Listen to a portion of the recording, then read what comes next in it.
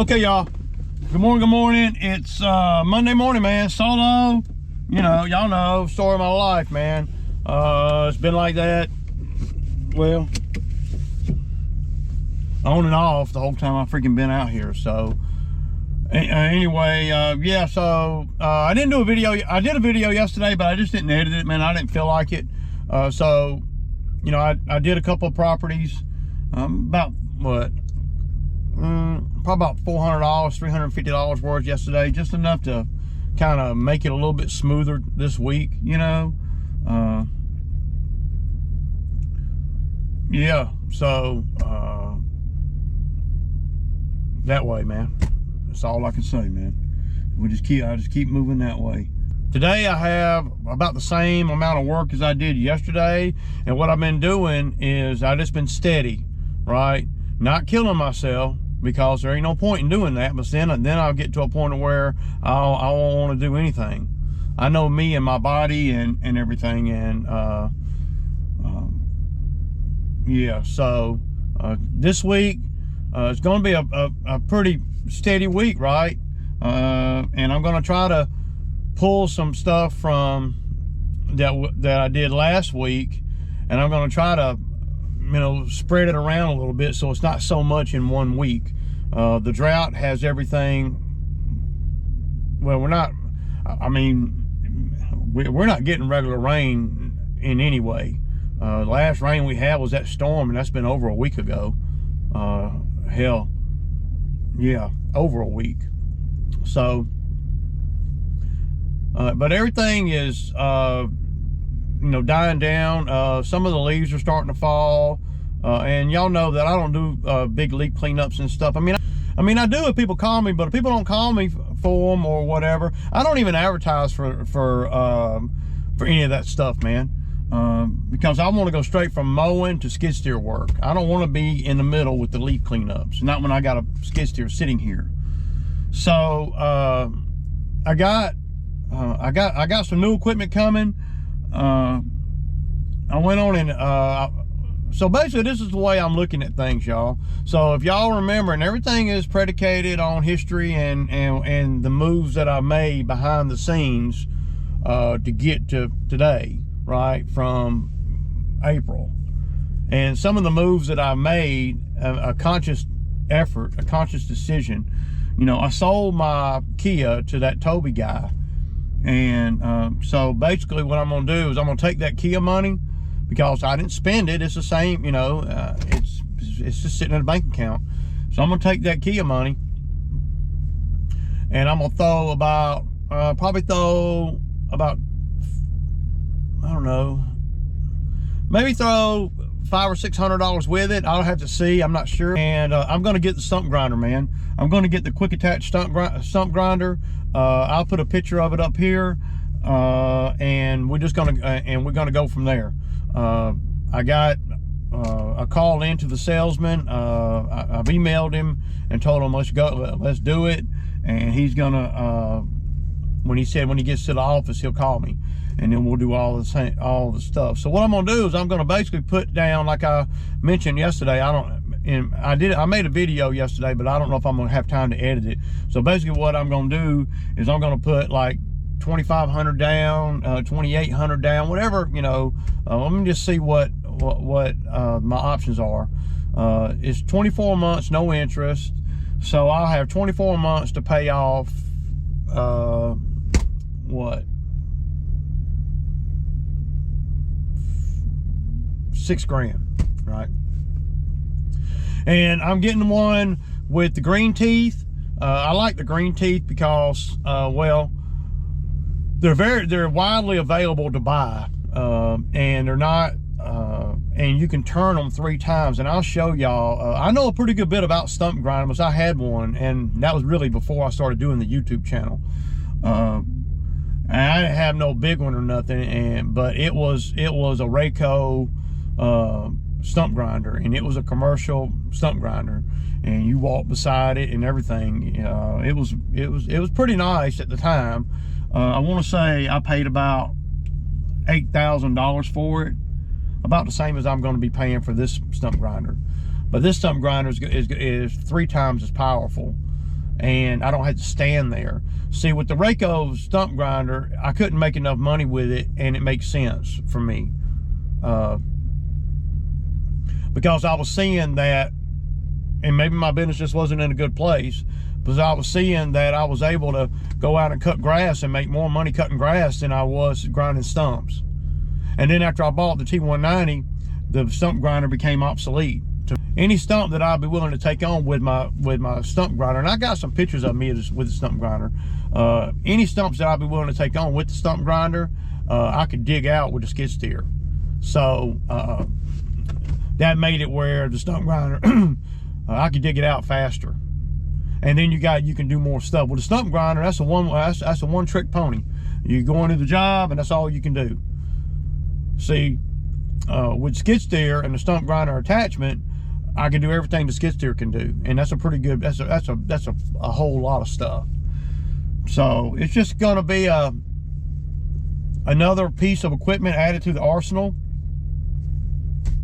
I'm excited about it. You know, I could have already bought one, but I like to get things in a spot to where I can see daylight. So you know, this season has been a trying one, as most of them are. And not just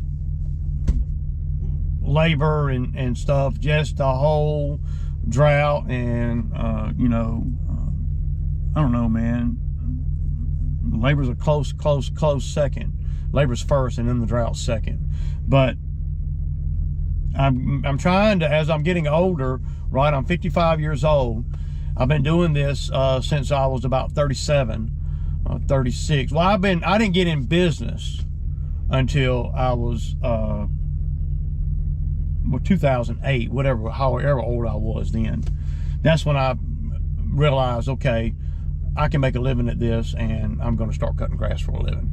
Now, of course, my whole family and everybody was all up in an uproar because I got a degree in CAD drafting and design. So my family were, you know, up in arms. You know, of course, that was back 2007 when the economy was good before it crashed.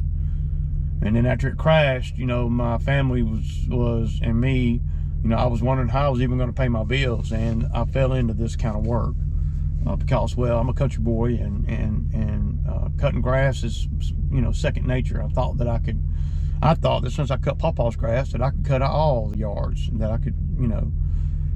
And I've learned a lot along the way. The journey has been brutal and satisfying all at the same time. And I've learned a lot. I mean, a whole lot. And there's only a few people left in my life that knew me before I started doing this, that I know them, right? All my family members have passed away. You know, aunts, uncles, cousins, my mom. So, you know, I only have one living relative that I consider, you know, the cornerstone of who I am, left. And that's my aunt, and she lives about 4 miles from here, and I did her yard the other day. And once she's gone, then, you know, yeah, it's sad, man. So I would suggest to you, anybody, embrace that while you can, and all that. So yeah, it's been a trying time, but you know, at the end of the day, being in business for yourself, it's you got to make hard decisions all the time, and you're probably not going to be well liked. So, and we know that I've had a lot of problems with labor, and yeah, I don't know where I was going with that, but somewhere. But I'm stoked, man. I'm getting a stump grinder. You know, I haven't gotten it yet. I haven't ordered it yet. I haven't, you know, I'm waiting on the salesman to call me, or I'll call him when I get to a point today. But between selling the Kia, right, for that $2,300, and contrary to what anybody may think, that $2,300 that I deducted out of Toby's pay the whole time that he was out here while he drove that car in my name, I let him do that. And just FYI, I saw that car the other day down the road, riding down the road, and he still ain't got a tag for that car. It tells you where he's at. I never had a problem getting a tag for that car. And I didn't even drive it. I got a tag for that car every year. But I'm known to take care of my business, and some people are not, and that's why they are not successful. But I took that money, and that money's just been sitting in the bank. I haven't spent it. You know, it ain't like it was every week when I took the money out of his check. I just put that money in bank account. If it was $150, $200, whatever it was, I put up. And then when he quit, well, when he put in his notice, and then I ended up getting the last payment from him, I said, okay, now I got $2,300 to do something with. Because basically what I did, and what the video is today's video is kind of going to be about, in a roundabout kind of way, y'all know we never know where it's going to go, is how I traded a car in that I barely used, that was depreciating in value, and turned it into a stump grinder that is gonna increase value. And those are the kind of things that I have done all along the way since I've been in business. I never take a hit, y'all. I never do. You know, I had that Kia Sorento. I've had that Kia since 2009. It was my wife's car. So I bought it for her in 2009, and she drove it for about 9 years, and she was driving to a job 70 miles away one way. So she was putting 50 miles a day on that car, and then some. So, you know, as the car got older, 6, 7, 8 years older, everything, things started not working in it, and then the engine blew in it. And this was right before, COVID. So I put another engine in it for like $3,500 back then. And she drove it another 2 years. But then the air conditioner stopped working, and there was a lot of problems with the air conditioner, the door, the window, electric window stuff started having problems with it, and all that stuff, all that little stuff is super expensive, man. And not only just financially expensive, but having to take it to a shop that can fix it, and you got the window and it's halfway down, you can't get it to go up, stuff like that, man. So that's one of the reasons why, moving forward, I learned from things. Moving forward, with the other truck that I bought for guys that work for me, I made sure that it's manual windows. And that was one of the things I was looking for. But if y'all look back on the history of my business, and since I've been doing the YouTube, y'all will see that this time of year, between now and Christmas, is usually when I pull the trigger on stuff. The Bobcat T190 I bought in November, I think 2018. The stump grinder I bought a year before that, in November, October 2017. In 2019 or so, I bought this truck. 2020, always buy everything in the fall. 2020 or 21, somewhere right around in there, is when I bought the man lift. And I can date these purchases all the way back to 2015 and 2012, 13, 14, and 15. I bought the dump trailer, after a summer. I never make a move on things during the summer, y'all. I never do. unless I have to. Now, if I have to, or it's a super good deal, I'll do it. Right? But it's got to be a really good deal.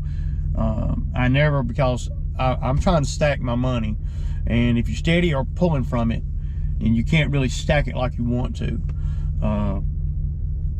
So I'm gonna take that 2,300 that I sold the Kia on, and I'm gonna turn that 2,300 into a nice down payment on a stump grinder, basically turning a Kia into a stump grinder that's going to make a lot more money.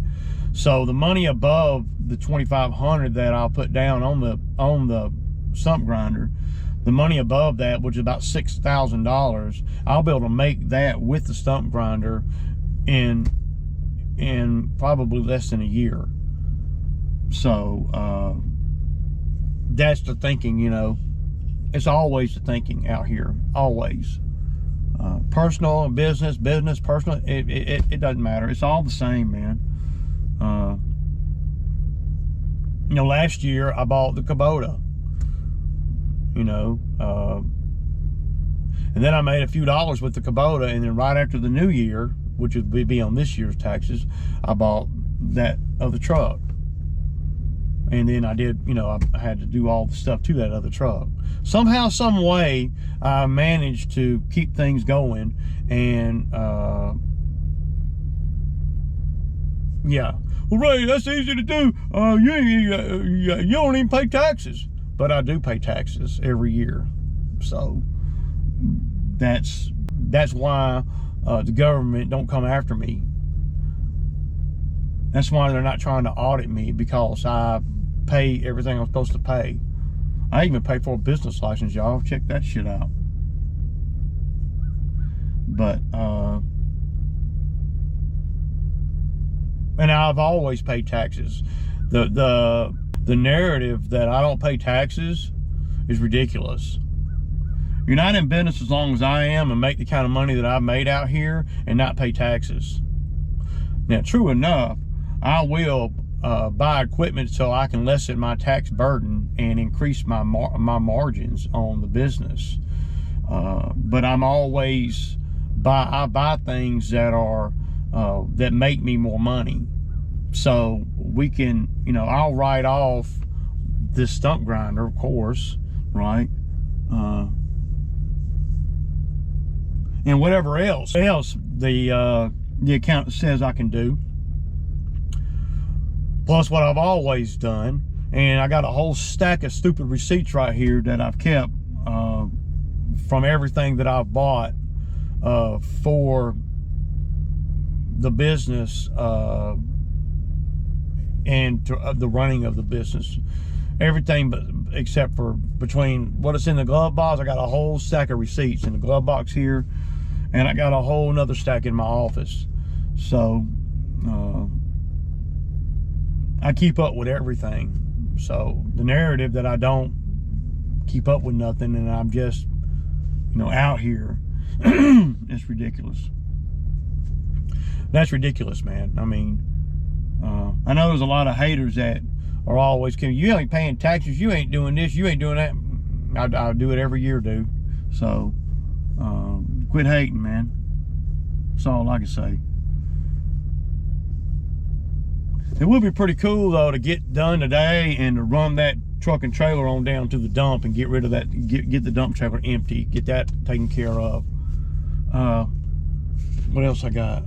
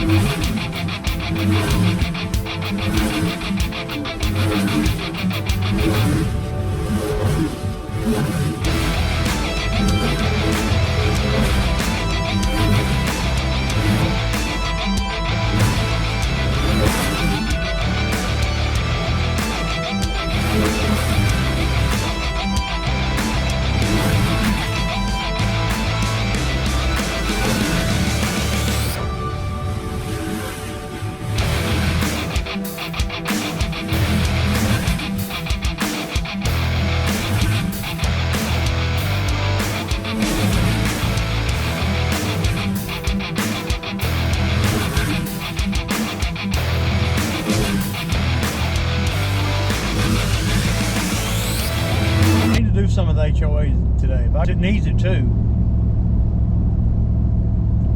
Hoping I'll get a check from them, man. I ain't got a check for last month yet, so, and they've had the invoice for ever since the 25th or so. I'm not gonna want to even get started on it until I touch base with them. Management group, they're a pain in the ass to deal with. I sent them an invoice and he don't even say got it, or you know, a thumbs up or anything. Just they don't even acknowledge it. So you don't know if they actually got the email or what. I don't like people. I don't like doing business like that, man. If somebody sends me an invoice or whatever, then I'm gonna, you know, thumbs up or whatever, something to acknowledge that I got it. Just dumb shit, man. That's all it is, man. Just, you know. Oh, y'all pulling up to the house, man. Y'all know what it is, man. It's Sammy Time Monday. Deuces.